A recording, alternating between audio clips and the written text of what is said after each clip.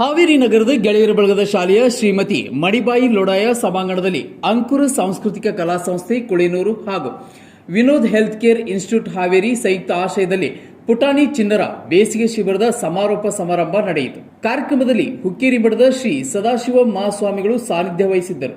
ಮುಖ್ಯ ಅತಿಥಿಗಳಾಗಿ ಸಾಹಿತಿ Satish Kulkarni, Suresh Malladad, Abhinay H, Samanth Kumar K S, doctor Nagaraj S, Veeresh Hittalmani ಆಗಮಿಸಿದ್ದರು.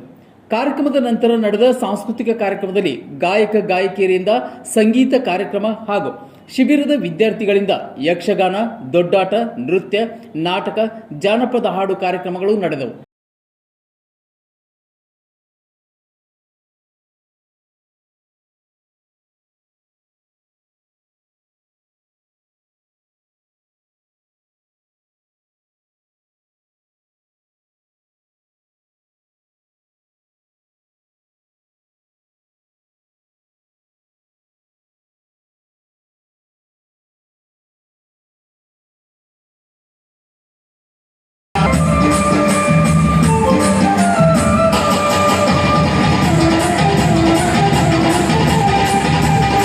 ಅಂಕುರ ಸಾಂಸ್ಕೃತಿಕ ಕಲಾ ಸಂಸ್ಥೆ ಕುಳೇನೂರದ ಅಧ್ಯಕ್ಷರಾದ ಪ್ರಕಾಶ್ಗೌಡ ಗಡಿಯಪ್ಪಗೌಡರು ಶಿಬಿರದ ಸಂಪನ್ಮೂಲ ವ್ಯಕ್ತಿಗಳಿಗೆ ಹಾಗೂ ಕಲಾವಿದರಿಗೆ ಸನ್ಮಾನಿಸಿ ಗೌರವಿಸಿದರು.